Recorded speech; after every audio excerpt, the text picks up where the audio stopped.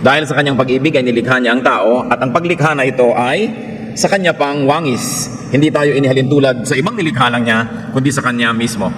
Genesis 1:27, so God created man in His own image. In the image of God, He created him, male and female, He created them. And God created us for companionship. Nilikha tayo ng Panginoon, kawangis niya, para na sa ganon ay tayo'y bagay, magkapares, magkamatch. Because God desires, God so wishes, that there will be companionship between Him and His people. And among the people that He also created. Genesis 2:18, the Lord God said, it is not good for the man to be alone. I will make a helper suitable for him. So alam niya na mas mainam at kinirate niya na ang tao ay mangangailangan ng kapwa at kakailanganin din ng kanyang kapwa. James 2:23, Abraham was called God's friend. And what is friendship for? But for companionship, to enjoy one another and one another's presence. John 15:15, I have called you friends, sabi ng Panginoong Jesus. So galing sa Diyos Ama at sa Diyos Anak, nakikipagkaibigan sa tao. God created man to fellowship with Him and with other human beings. And in fact, God saved and continues to save man so that the fellowshipping could continue. God likes, God wants, and God wills to connect and to fellowship with His people. Yan ang amazing love. Na sa kabila ng ating mga kapintasan, sa kabila ng ating paglayo kuminsan at mga pagkakamali, gustong-gusto pa rin tayo ng Diyos na kasama. Ang kanyang simula sa atin, nilikha tayo para makasama. Kaya nga ang Panginoon noon ay naglalakad sa halamanan ng Eden at nakikisalamuha, nakikipagmabutihan, nakikiisa, nakikisangkot sa buhay ng mga taong kanyang nilikha. At noong ang tao ay nagkasala, ay gumawa pa ang Diyos ng paraan na mapabalik sa kanya ang tao, at ang plano niya hanggang kahuli-hulihan, pagsasama pa rin. 1 Thessalonians 4:17, after that, we who are still alive and are left will be caught up together with them in the clouds to meet the Lord in the air, and so we will be with the Lord forever. Tinutukoy dito ang mga panahon na ang taong nilikha ng Diyos ay lahat ay uuwi at babalik na sa Kanya at makakasama yung lumikha habang panahon. God's love allows us to live, and not only live, but to live one distinct life. Wala siyang ginawang taong magkamukha kahit pakambal.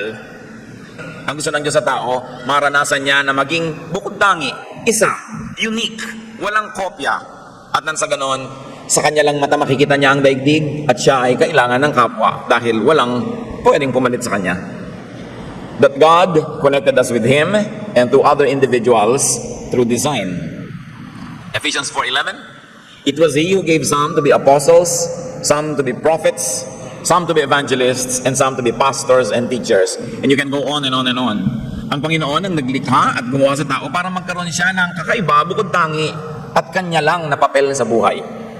So, bigyan na example dito, may mga nilikha daw na nakadesenyo para maging apostle niya, maging propeta, maging evangelist, soul winner, maging pastor, maging guro, at lahat pa ng uri ng ministries, vocations, at ng mga gawain sa mundo, ibinagay ng Diyos sa tao. Kaya walang taong walang silbi. Yung iba nagmumukhang walang silbi kasi ayaw magsilbi.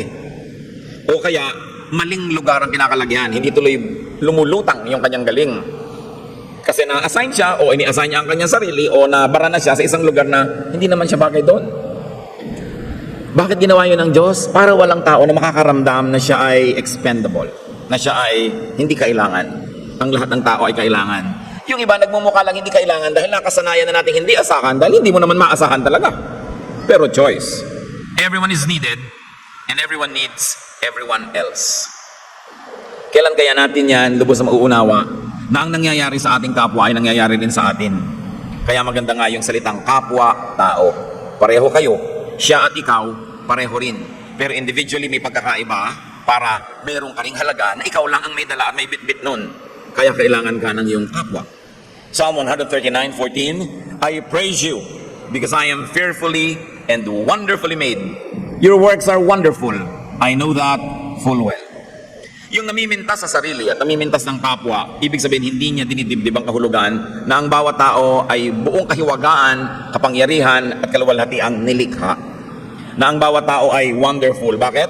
Diyos kasi ang gumawa and the works of God are wonderful. Marahil maaari nating sobrang tinititigan lang yung kakulangan ng kapwa, hindi natin nakikita yung mga bagay na talagang tamang-tama siya. Hinahanap natin sa kanya yung wala sa kanya, pinagagawa natin yung hindi naman siya gifted to do, nagmumukha tuloy siyang walang kwenta. But sabi, I am fearfully and wonderfully made. It means I fit.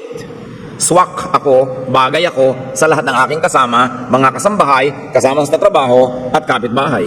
Ngayon kuminsan, dahil sa ating maling pananaw sa sarili at sa kapwa, hindi tayo nagiging bagay. Kasi humahanap tayo ng pagkakadiferensyahan, humahanap tayo ng pagkakaiba-iba.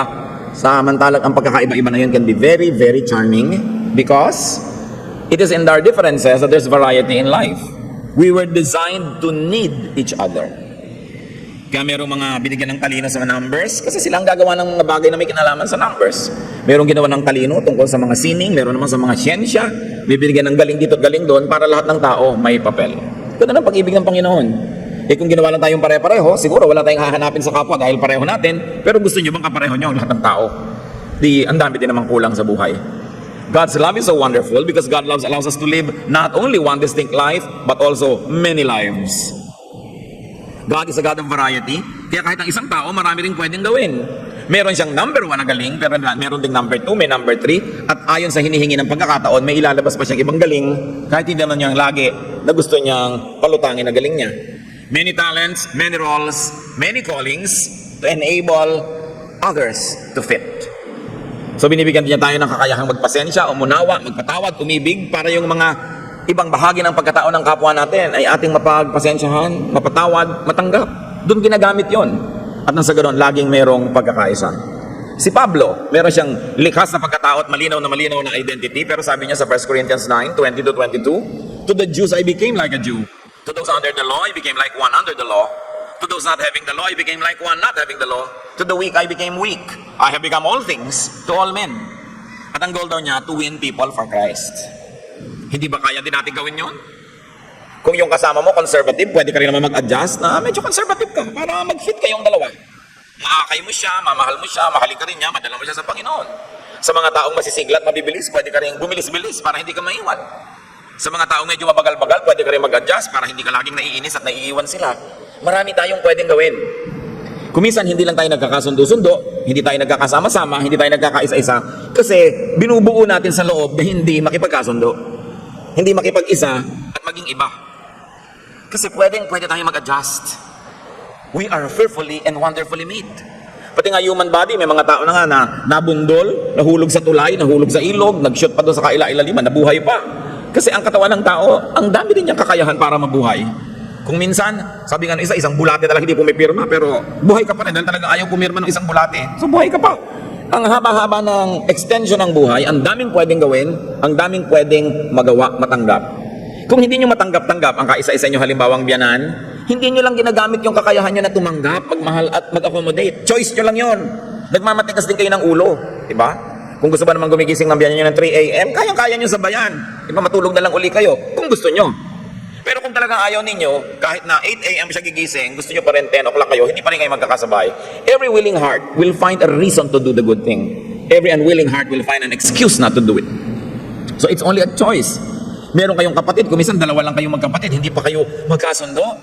Kasi nagpapasya kayong hindi magkasundo. Kahit anong ugali niya, kung magpapasya kayong tatanggapin nyo yon, pakikibagayan ninyo, pagpapasensyahan nyo, patatawarin kung kailangan, tiyak na magkakasundo kayo. Basta merong dalawang hindi nagkakasundo, pareho kayong may mali. Siguro mas malaki lang yung mali nung isa o siya lang yung nagsimula, pero ikaw naman yung pinakahuling gumawa ng mali din. Kasi lagi natin sinisisi ang iba, lagi natin ipinipilit yung standard natin sa iba, yung gusto nating salita nila, kilos nila, speed nila, kaya hindi tayo makasundo. Something's wrong with us because we are fearfully and wonderfully made. Kaya nyo yan. Pag may sinasabi ko, kaya mong makisama dito sa manugang mong tamad, kaya mo yan kung gugustuhin mo talaga. Pag ginusto, pwede. Walang hindi nakakaya ang tao pag ginusto. At sa tulong ng Diyos. So pag may mga awayan kayo dyan, mga hidwaan to, mga tagal, kayo rin na may kasalanan yan. Because sabi ni Paul nga, to the Jew, he could be a Jew. To the Gentile, he could be a Gentile. Alam niyo ba ibig sabihin ng isang Hudyo na nag-a-adjust sa Gentile? Malaking adjustment yon. Tapos ang lakas ng karakter niya, pero sa niya, to the weak, I'm weak. Yung ayaw kumain ng balot, kahit gusto-gusto ko, hindi nila ko kumakain. Pagkakasabay siya, kasi nahihilo siya pag nakikita niya kinakain ko yung ulo ng bibe. Diba? Pwede naman ako mag-adjust. Pwede ko namang i-adjust yung volume ng tugtog eh. Pwede namang hindi ko wasakin yung tenga ng kapitbahay ko. Pero nag-aaway kami kasi pinipilitin ko lakasan. Pinipilit kasi natin yung sarili natin. Gamitin natin yung lakas at kapangyarihang ibinigay ng Diyos sa tao to accommodate, to fit in, and to let others fit in. Kuminsan grupo kayo para kayong mafia. Merong bago sa opisina, hindi na makasali-sali kasi ayaw niyong pasalihin. Pinupwera niyo talaga, choice niyo yun. But you can choose to be nice. And what's important about God's love, pinag-uusapan natin ito para yung love natin sa kapwa, maging tulad ng God's love. God's love accepted the fallen us. The fallen Adam and Eve, the fallen Cain, were still loved. In fact, we're loved all the more by God. Yun ang amazing. God is so gracious. Sabi ng God, the moment that you eat this forbidden fruit, you will die. Kinain. Pagkatapos, nagtakip sila ng mga damo-damo sa katawan nila dahil sabi ng Panginoon, bakit kayo ganyan namang itsura nyo, nagtatago kayo at may mga suot-suot kayong miserabling dahon-dahon? Kasi po na-realize namin hubad kami. Alam niyo ginawa ng Panginoon? Hindi naman niya pinatay yung dalawa eh. Genesis 3:21, the Lord God made garments of skin for Adam and his wife and clothed them. Di ba amazing love? Kung tayo sinabi natin, pag hindi mo ginawa yan, ayoko na sa'yo, tao lang kasi tayo at pinipilit natin maging tao lang imbes maging katulad ng Diyos. Pag na-disappoint tayo, papangatawanan natin, sige, ayoko na sa'yo. Nagkakahiwalay tuloy. Pero nung yung tao bumagsak, nagkamali, anong ginawa ng Panginoon? Iginawa pa ng damit. Hubad pala kayo, nalaman nyo ng hubad kayo, halik kayo, igagawa ko kayo ng designer leather clothes to cover their nakedness. That's amazing love. Si Cain, first murder in the Bible. Pinatay ang kapatid. You'd think God would destroy him and pulverize him. Genesis 4:15. Then the Lord put a mark on Cain so that no one who found him would kill him. Tinatakan pa ng Panginoon si Cain sa kanyang noo para kung makita ng mga taong nais ipaghiganti yung kamatayan ng kapatid, igalang, wag galawin. Amazing love. Hindi lang basta love. Protection, not condemnation. Parang yung sinasabi sa batas ng Israel, ang babae na nangalo niya, batuin hanggang mamatay. Nung iniharap kay Jesus, sabi ni Lord, kung sino yung walang kasalanan, mauna na, ipinrotect din. That's amazing. And if you don't agree with that, bring your case to God. God talaga yung gumawa ng damit. God talaga yung nagpatawad, God yung naglagay ng mark. If you're uncomfortable with that, then have a talk with God about it. But me, I'm amazed with God's love. And I thank Him for His love kasi it could be me. Gusto niyo siguro, patayin si Adan at si Eva, patayin si Cain. Kung kayo yung si Adan at si Eva, gusto niyo patayin kayo? Kung kayo si Cain, na pinagdiliman ng isip, nagkamali, mali na kung mali, pero nung nalaman niyo ng mali kayo, anong gusto niyo? Di ba patawad? Pagtanggap na walang patakaran? Alam niyo, kumisan tayo, tao, relihiyon, lipunan, mas mahigpit pa sa Diyos. Kaya hindi magkasundo-sundo. Ang buong sangkatauhan, sobra na ang pagsuway sa Diyos, dapat nang lipulin ng mundo. Anong ginawa ng Diyos? Romans 5:8. But God demonstrates His own love for us in this. While we were yet sinners, Christ died for us. Siguro pwede kang mamatay para sa isang mabuting tao, pero pwede ka bang mamatay bilang sakripisyo para sa isang makasalan at masamang tao? Yun ang ginawa ni Jesus. Yun ang ipinagawa ng Diyos Ama sa Kanya. Amazing love. Hindi basta love the way we know it. Na I love you if you love me. I love you if you give me your money. I love you if you give me your time. I love you if you are faithful. I love you if you are kind and good and nice and thoughtful. Yung love na may kondisyon. Yun ang love ng fallen man. But the love of God is unconditional. God loves people even in their fallen state. Kaya amazing. It's unconditional. It's a love in spite of, not because of. Don't let religious propaganda and blackmail deceive you into mistaking God as unkind and unloving. Siyempre, gusto naman ng maraming relihiyon, takutin ng tao na galit ang Diyos sa'yo. Galit na galit ang Diyos sa'yo, kaya mag-donate ka na mag-donate para mawala ang galit niya. Mga pang-blackmail. Ang Diyos ay napakabuti. Napakabait. God made man in His own image. But often, fallen man makes God in His image. Totoo, we were made by God in His image. Pero maraming tao, they make God in their fallen image. So kung magagalitin sila, pinapresent nila ang magagalitin ng Diyos. Kung gusto nilang maghiganti, hahanap sila ng justification from God. Kung gusto nilang manikis, kung gusto nilang maging masungit, hahanap sila ng excuse na mukhang sa Diyos nang gagaling yun. Kasi ang tao, gumagawa din siya ng imahe ng Diyos ayon sa imahe ng tao. Kaya makikita nyo ang mga iba't ibang lipunan, iba't ibang kabihasnan, yung mga Diyos nila na sinasamba, actually is a reflection of their own values, reflection of their own warlike character, kung warlike sila. Kaya kung yung mga lipunan ay mapagtanim, ang mga Diyos nila, mga Diyos na mga fertility. Kung sila yung mga mahilig sa dagat, mga mangingisda o mga marino, ang mga Diyos nila, yung mga Diyos ng tubig. Kasi gumagawa sila ng imahe ng Diyos sa sang-ayon sa kanila mismong sariling imahe. Baligtad. We should make our image in the image of God, not God in our image. Because sometimes we project our own beliefs, we project our own moods and our own sentiments on God and make God say what we like to say so that we could be justified. Baligtad yun. Dapat yung tunay na image ng Diyos ang lumulutang. God loves and saves us from ourselves through laws and limitations and consequences. Ang pinakamalaking panganib sa ating kaluluwa ay hindi nagmumula kay Satanas. Hindi nagmumula sa iba, nagmumula sa ating sarili, sa ating kalooban. Kaya ang ginawa ng Diyos to protect us from our own selves, from our self-destructive ways, nagbigay siya ng mga batas, mga hangganan, mga takda, at mga bunga ng mga paglapastangan at paglabag dito. Naglalagay ang Panginoon ng proteksyon. Halimbawa, si Paul, ang galing-galing, edukado, magandang lahi ang pinanggalingan, maraming alam, very successful sa ministry, very financially independent from many people. Pwede na siyang maging mayabang dahil ang dami-dami niyang katangian. Pero ang sabi niya sa 2 Corinthians 12:7, to keep me from becoming conceited because of the surpassingly great revelations, there was given to me a thorn in my flesh to torment me. Hindi sinabi kung ano, pero sabi niya, para iiwas ako ng Diyos na maging mayabang, binigyan ako ng isang napakahirap na kalagayan na lagi na lang nagpapahirap ng buhay ko. Sabi niya, ilang beses ko idinalangin sa Diyos sa tanggalin ito, pero di niya tinanggal, so tatanggapin ko na lang. Marunong ang Diyos. Bakit hinayaan ng Diyos halimbawang matagtad ka ng peklat? Baka naman kung ang kinis ng balat mo, ipaghampasan mo yung mga legs mo sa lahat ng sulok ng Metro Manila. No? Bakit halimbawa binigyan kanya ng parang physical limitation? Baka kung sobra kang naging maganda, yumabang ka o mapariwara ka tuloy. Mabuti na yung walang natutukso sa'yo. Di ba hindi ka napapariwara? Kesa sa pinaghahangaran ka ng lahat ng lasing na dumadaan, napapahamak ka. Meron tayong mga limitasyon na inirereklamo natin sa Diyos. Bakit ako ganito? Bakit ako ganon? Hindi niyo yata ako mahal. Bakit niyo ako ginawang ganito? Mahal ka nga, kaya nilagyan ko limitasyon. At nilinaw sa atin yan ni Paul, para hindi ako yumabang, binigyan ako ng kapintasan o kahinaan. Inililigtas ang ating espiritu sa mas delikadong mga panganib pa. People with great gifts and talents and powers had built-in fuses, weaknesses, and it becomes their protection. Di ba ang bahay kaya may fuse? Di ba ang bahay kaya may circuit breaker? Mga building, pag merong maling lakas ng kuryenteng pumasok at baka masunog ang bahay mo, magtitrip yung fuse. Hindi niya papadaanin yung kuryente. Yung iba naman, para padaanin yung kuryente, lalagyan ng direktang kawad. Kaya nga nag-trip yun para huwag pumasok yung kuryente dahil delikado. Ganon din tayo mga tao. May mga fuse. Meron lang na hanggang doon lang ang kaya mo. Kaya talagang pag sinaabuso mo na yung sarili mo, sobra ka nang aantukin, baka mapasandal ka lang, tulog ka na. Kasi magti-trip ka na low bat ka na, kailangan ka na mag-recharge. Nilikhaan ng Diyos sa may ganun mga limitasyon. Kaya huwag tayo lagi nagagalit na may mga limitasyon tayo, nagdaramdam, at ayaw nating tanggapin yun. Sabi ni Paul, sa ikabubuti ko rin yun. Dahil mahal ako ng Diyos. May limitasyon. Kaya pag sabing, bawal dito, huwag kang pumunta dito.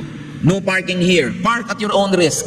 May mga nalalaglag na mga bato, magpa-park ka doon, risky, kaya may bawal. Huwag kang mag-park doon. Para sa kabutihan mo. Dapat ang tao masunurin sa ganyang mga limitasyon kasi mapapahamak siya o ang kanyang kapwa pag hindi niya yung ginalak. God's love accompanies us everywhere, all the time. Proverbs 15:3, the eyes of the Lord are everywhere, keeping watch on the wicked and the good. Yung keeping watch, hindi ito para mahalin niya yung good at paluin niya yung bad. Walang sinabing ganon. Interpretasyon na lang yan ng mga tao. Kapwa niya binabantayan ang mabuti at masama. Pareho. The Lord sends rain both on the just and the unjust. The sun shines on both the good and the bad. People always want to punish the fallen and the imperfect, but God's amazing love does not do that. Minamahal niya kahit yung fallen. Tayo, pagka medyo nagkasala naman siya Meron pa akong kausap, yung pumpinsan ko namatay na lang, cancer. Kasi naman, sigarilyo siya ng sigarilyo. May kasama na agad na blame, Kasi tayo, pagka mayroong pinayuhan at hindi nakinig, we feel we are entitled not to help anymore kasi hindi tayo sinunod. Hindi siya sumunod di bahala siya. Actually, excuse lang natin yon kasi talaga ayaw natin tumulong. Kasi sinusunod ka at hindi, matigas ang ulo niya at hindi, kung gusto mong tumulong, tulad ng Diyos, tutulong ka pa rin. Kaya isa sa mga pinaka nagpapamanhid ng kalooban ng tao, yung pagiging sobrang relihiyoso. Yung mga relihiyoso, pagka ang dinadapuan ng mga sakit, ng mga dilubyo, hirap sa buhay, ay yung sa tingin niya makasalanan, sabi niya, sinful naman siya. Yung parang natutuwa ka pa. At marami talagang relihiyoso, tuwang-tuwang, alam mo, yung mga umaapi sa atin, sa impyerno yan pupunta. Ganyan, tuwang-tuwang, sa impyerno talaga yan, tayo sa langit. Kung talaga makadiyos ka, ipagluluksa mo ang bawat pupunta sa impyerno, kahit masama siya o hindi. But religiosity can numb us, can give us a false sense of righteousness, that we feel that anybody who falls short of our measurement of righteousness deserves hell. And therefore, we gleefully usher them into hell. Yan ang isa sa mga hindi magagandang epekto ng sobrang relihiyon sa tao. Nawawalan siya ng sensitivity sa kapwa, lalo't hindi niya kasekta. Pagka nasunog yung isang buong bayan, alam nyo, nasunog yung buong bayan, pero huminto sa tapat ng bahay ni sister. Tawa mo, hallelujah, hallelujah. Pero yung iba, nasunog kasi iba relihiyon eh. Ganun kaya ang Diyos? Pwede mo bang kulungin ang Diyos sa relihiyon? Yung Diyos universal. Yung religion, it's a frame, a prism, a glass through which you look at God. Pero hindi mo pwedeng ikulong ang Diyos sa pananaw mo na yon. God is beyond and above religion. But religion limits God to the congregation. Parang sila lang ang may Diyos. Hindi tayo mahihiwalay sa Diyos kahit anong mangyari. Sabi sa Romans 8:38 and so on. I am convinced that neither death nor life, neither angels nor demons, neither the present nor the future, nor any powers, neither height nor depth, nor anything else in all creation will be able to separate us from the love of God that is in Christ Jesus our Lord. Walang anumang kapangyarihan, liwanag o dilim, taas o baba, lapad o kitid, walang kapangyarihan pwede maghiwalay sa atin sa Diyos sa pamamagitan ni Jesus. All religious people love to make this amazing love exclusive to them, di ba? Wala. Kahit na sabi mo, malayo ako sa Diyos, kala mo lang yun, malapit siya sa'yo. Kahit pinipili mong lumayo, wala ka naman pwedeng puntahan na wala doon ang Diyos. Again, another religious blinder, gusto nila, sa kanila lang nandun ang Diyos. Pero God loves all the people that He created. Matthew 28:20, and surely I am with you always, to the very end of the age. Pagka kayo'y nadadaya, na kayo'y nag-iisa, alalahanin niyo yung Romans 8. Pagka kayo nagkakamali, nadarapa ang pakiramdam nyo, galit sa inyo ang Diyos. Siyempre, hindi natutuwa ang Diyos kung nagkakamali tayo. Pero mahal ka pa rin ang Diyos. Parang magulang, kahit hindi natutuwa, mahal mo pa rin yung anak mo. Hindi ka natutuwa, napapahamak siya, hindi ka natutuwa, may ginagawa siya hindi maganda, pero mahal mo pa rin. Kaya parang mali, pagka yung magulang, conditional na yung love. Hindi na kita mahal kasi 7 taon ka na sa high school, yung mga ganon. Kahit pa 15 taon, hindi mo yung kinakatuwa, pero mahal mo pa rin, anak mo yan eh. Sa'yo naka-assign yan, kaya sa'yo ibinigay ng Diyos para ikaw magmahal. Sino gusto mong magmahal sa Kanya? Ang principal. Assignment mo yun eh, kaya sa'yo binigay. So dibdibin mo yun. Yung pamilya dapat walang patakarang pagmamahal. Hindi pang konsente eh. Pero alam mo dapat, kahit anong mangyari, may pamilya ako, hindi magmamahal sa akin. Kuminsan sa ating mga pagiging isip bata, nasa samantala natin yun, yung ganong katotohanan. Na-exploit natin. We don't do our best. Pero pag nang mature tayo, marirealize din natin, napakasarap na may ganun kang pwedeng uwian na laging alam mo, tatanggap sa'yo. Hindi ka lang tatanggapin kung good looking ka, kung healthy ka, kung okay ka, kundi kahit ano. At kahit pa nga ang mga human parents na pinakamalapit na ang love sa godly love, nagkukulang pa rin kuminsan, ang Diyos hindi. Tatandaan mo, kahit gaano ka kabigo, kahit gaano pa kasama ang nagawa mo, kahit gaano pa karumi ang nahulugan mong kanal, mahal ka pa rin ang Diyos. Nothing can separate you from the love of God. And that same love is the love that we should give to one another. Hindi tayo judges ng isa't isa. We are extensions of God's love. Kung minsan akala natin hindi kaya ng Diyos na magturo sa nagkakamali, so pinipilit natin na tayo yung magturo, tayo yung magtuwid, tayo yung magtama. Alalahanin niyo si Jesus. Sabi niya, kung sino sa inyo ang walang kasalanan, bumato na. So may liko, gusto mo ikaw magtuwid, sasabihin ni Lord, sige, kung talagang tuwid na tuwid ka, wala kang kalikuan, sige, ituwid mo. Disiplinado ka, perfect ka, sige, magdisiplina ka. Pero kung hindi ka ganun, magmahal ka na lang. Patuloy ka rin siyempre magturo, umakay, mag-inspire, but don't judge. Even Jesus is not yet in the business of judgment. He's still saving people. Nauunahan pa natin kumisan yan. God's love guarantees our oneness with Him. Ano ang ating patunay, katiyakan na tayo'y hindi mawawalay sa Kanya? He gave us His Spirit. Kuminsan, may boyfriend ka, bibigyan ka ng singsing, patunay na ikaw lang. Yung pala sa loob ng singsing, yung pangalan, to whom it may concern. Ang dami nyo palang nabigyan nun. Pero kuminsan may tumutupad. Pero madalas, hindi rin naman natutupad. Singsing lang ang binigay sa iyo eh. Kayong dalawa, pipirma ng kontrata, marriage contract. Madalas, hindi rin natutupad yung mga stipulations dyan, yung mga detalye. Ang Diyos, ano ang binigay sa bawat tao? Hindi sa isang church ha, sa bawat tao. Anong ibinigay niya? Ang Espiritu niya. Paano babawiin ng Diyos yung Espiritu niya nakalahok kaisa ng espiritu ng tao. 1 John 4:13, we know that we live in Him and He in us because He has given us His Spirit. Ano pa ang patunay ang kailangan natin para malaman natin? Grabe ang pag-ibig ito. Ibig sabihin, kahit anong gawin ko, hindi ako mahihiwalay sa Kanya. Tatakpan niya ng pag-ibig, hugasan niya ng dugo ni Jesus, mamahalin niya ako dahil ang espiritu namin hindi pwedeng paghiwalayin. Walang bawian. Sa simula pa lang sa creation, ibinigay na niya yung espiritu niya sa tao. Pagkatapos, nung ang tao ay nagkamali, ibinigay niya ang kanyang anak. He gave us His Son.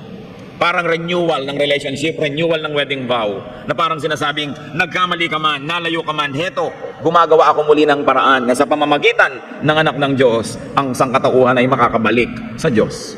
Romans 5:10, for if when we were God's enemies, we were reconciled to Him through the death of His Son, etc., etc. I'm interested only in the first part of the sentence. Sabi, kung nung araw na tayo malayo sa Diyos, noon namatay si Jesus para sa atin. Ngayon pa ba, na lumapit na tayo sa pamamagitan ng kanyang anak, ngayon pa ba malayo ang Diyos? Kung nung araw na hindi mo pa tinatanggap si Jesus, noon naman siya namatay para sa iyo eh. Ngayon pa bang tinanggap mo na? Ngayon pa mapalayo sa iyo ang Diyos Ama? Lalong hindi. Ano pa man ang mangyari, kasapitan mo sa buhay. God's love reunites us with Him forever. Bagamat tayo na espiritu niya ay inilagay niya pansamantala sa lupang katawan para maranasan natin ang buhay dito, maranasan natin mamuhay kasama ang kapwa, at ang Diyos din sa pamamagitan ng katawan ng tao, at nandun ang espiritu ng Diyos sa katawan na yon, ang Diyos man ay maraming nagagawa through and in creation. Sa oras ng kamatayan ng ating katawan, bumabalik ang espiritu sa Diyos. Ecclesiastes 12:7, and the dust returns to the ground it came from, and the spirit returns to God who gave it. Amazing death. Because death now brings you back to your original spiritual life with God. Romans 8:11, He who raised Christ from the dead will also give life to your mortal bodies through His Spirit who lives in you. Bakit si Jesus namatay at matapos mamatay ng 3 araw ay nabuhay na muli? Isang halimbawa ng gagawin ng Diyos sa bawat anak niya. Na mamatay man ang iyong katawan, mare-reconstitute that you will wear a glorified body and that we will be with the Lord forever. God is with His people in life and in death. Why? Because His Spirit is our spirit. 2 Corinthians 5:8, we are confident, I say, and would prefer to be away from the body and at home with the Lord. Iwan ko man yung katawan ko na yan, ang uuwian ko naman ay ang Diyos sa langit. Di bali nang iwan ko yung katawan na yan. Bagamat ang mga katuruan ng Christianity ay nagsasabing ang katawan na yan ay muling bubuhayin in a glorified way. At sabi sa Psalm 23 verse 6, surely I will dwell in the house of the Lord forever. Sa Revelations 21:2-3, ay pinapakita dito yung mga sinasabi ng sumulat na magaganap sa mga huling araw. I saw the holy city coming out of heaven from God, prepared as a bride beautifully dressed for her husband. And I heard a loud voice from the throne saying, now the dwelling of God is with men, and He will live with them. They will be His people, and God Himself will be with them and be their God. Sabi niya, sa darating na panahon na yon, ang kaharian ng Diyos ay bababa na para bagang isang babaeng ikakasal, bihis na bihis, gayak na gayak, walang lukot ang damit, walang dumi, parang isang babaeng ikakasal. Madalas gamitin ng Diyos ang relasyon niya sa church, ang relasyon niya sa kanyang mga anak, ang relasyon niya sa sangkatauhan, na parang relasyon ng isang babae at isang lalaking ikinakasal. Ibig sabihin, sila ay para sa isa't isa, sila ay bagay sa isa't isa, at habang panahon, sila ang magiging magkapareha. Yun ang ginagamit niyang metaphor.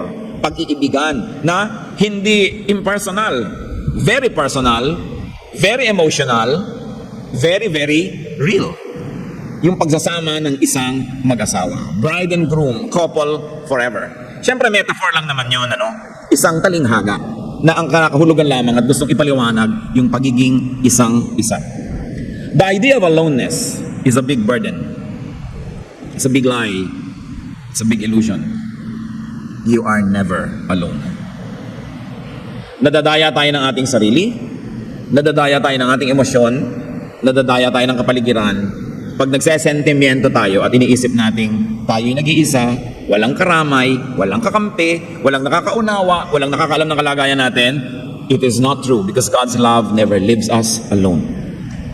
Hebrews 13:5, never will I leave you, never will I forsake you. Parang Pinoy, ang pag-ibig ng Diyos, ayaw kang iwan. Bata pa lang, binabantayan ka na, laging may nakabantay. At kung kaya, lalo kung kaya economically, pagkapapasok, ihahatid ang bata, susunduin. Pag medyo lumaki-laki na, may chaperone, laging tinatanong, chinecheck, sinasamahan.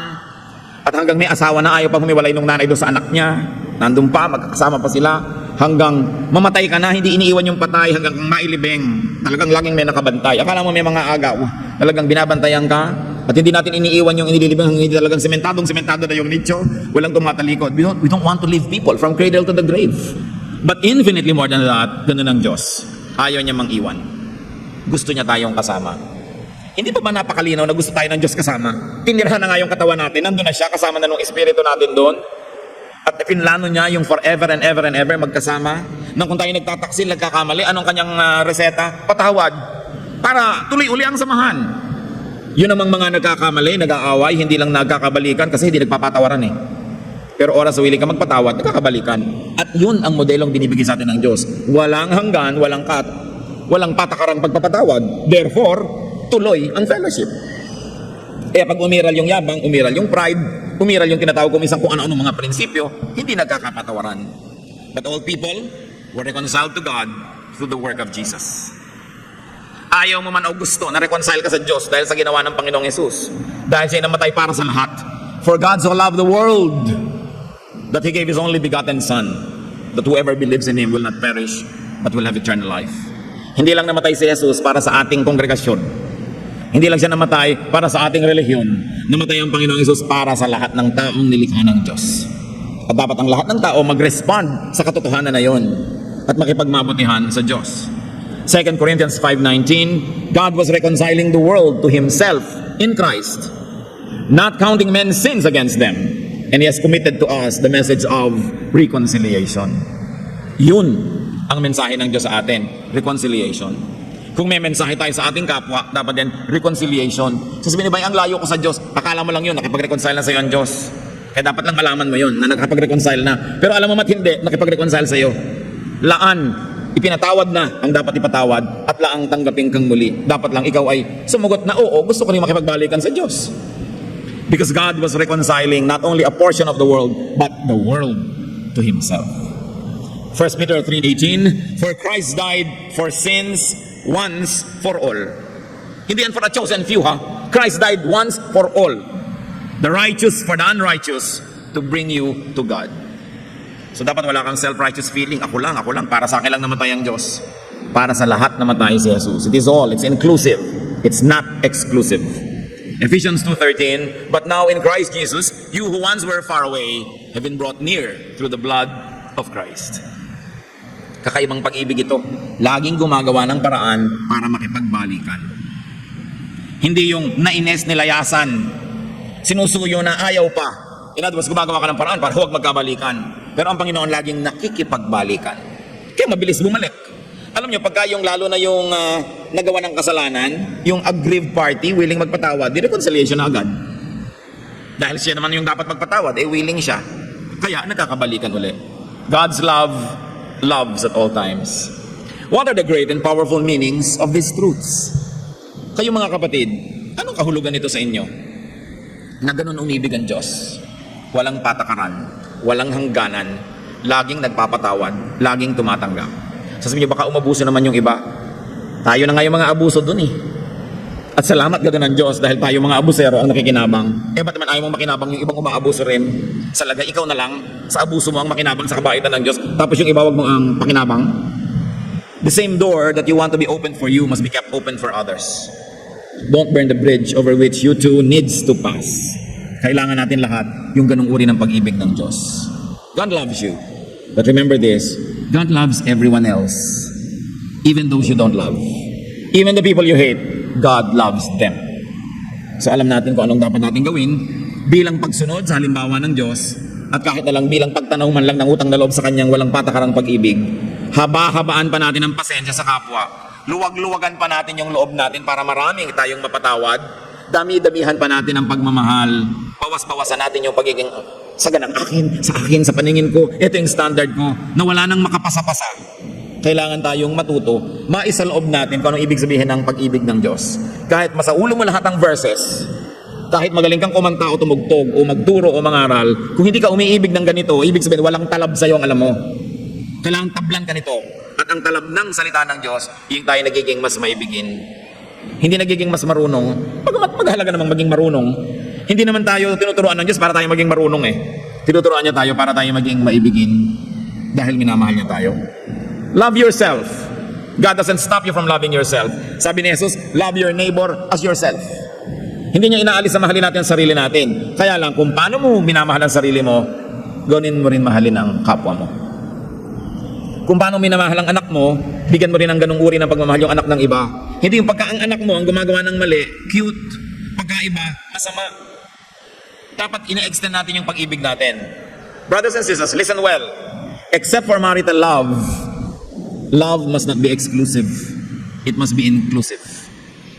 Mahal mo ang sambahayan mo, mahal mo rin dapat yung sambahayan sa kabila. Mahal mo yung anak mo, mahal mo rin dapat yung labanderang naglalaban ng damit ng anak mo. Mahal mo yung mga pamilya mo, mahal mo rin dapat yung mga taong kasama nyo sa bahay, kamag-anak nyo at hindi sa dugo, pero kasama nyo doon.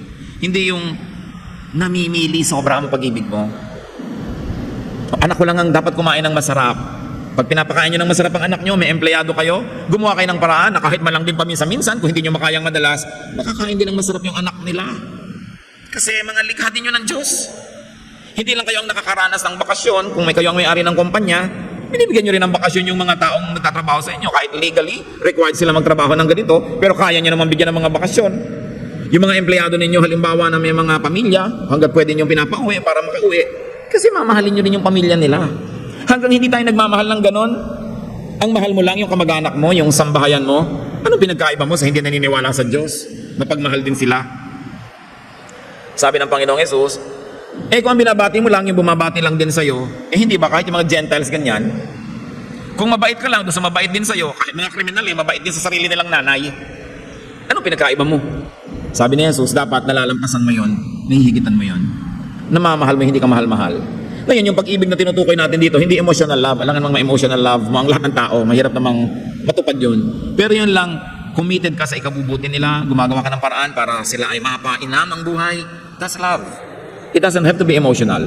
It can be a mental and an intellectual commitment to the betterment of someone else's life. Love yun. So, hindi dapat exclusive masyado yung kindness and goodness. Bawat tao, nandun ang espiritu ng Diyos. Ano man ang pagmamahal na ibigay mo dyan, Diyos ang nakakadama.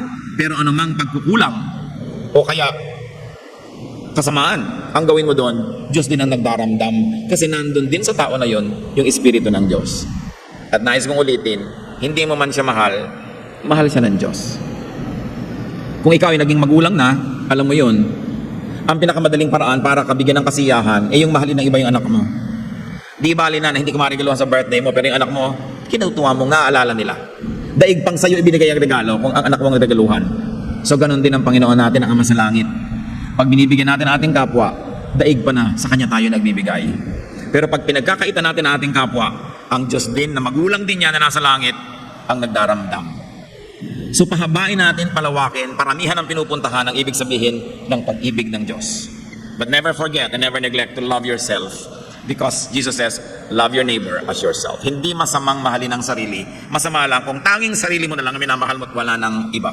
Ama namin, salamat sapagkat kayo mapagmahal. Kahit pa ulit-ulitin namin ang pagbubulay-bulay, pag-aaral ng iyong pag-ibig, hindi namin kayang unawain lahat ng sabay-sabay. Pero sa ngayon, dalangin namin, dagdagan nyo ang pangunawa namin. Pangunawa sa inyong pag-ibig, na lalo Panginoon maglalapit ng aming loob sa inyo, lalong makakapagsabi sa aming napakabuti nyo talaga, at higit dyan, lalong magbibigay sa amin ng inspirasyon, kakayahan na maging mapagmahal din sa aming kapwa. Huwag lang kami maging tagatanggap ng iyong kabutihan, maging daan din kami nito patungo sa iba. Pagbulay-bulayan natin mga kapatid, ang ibig sabihin ng God's amazing love. And that love is not supposed to be God's love alone, it's supposed to be the brand of love we give to Him and to one another. Ama, sa sandali ng katahimikan namin sa inyong piling, turuan nyo kaming magkaroon ng mga personal application at kung paano kami higit na magiging maibigin tulad nyo.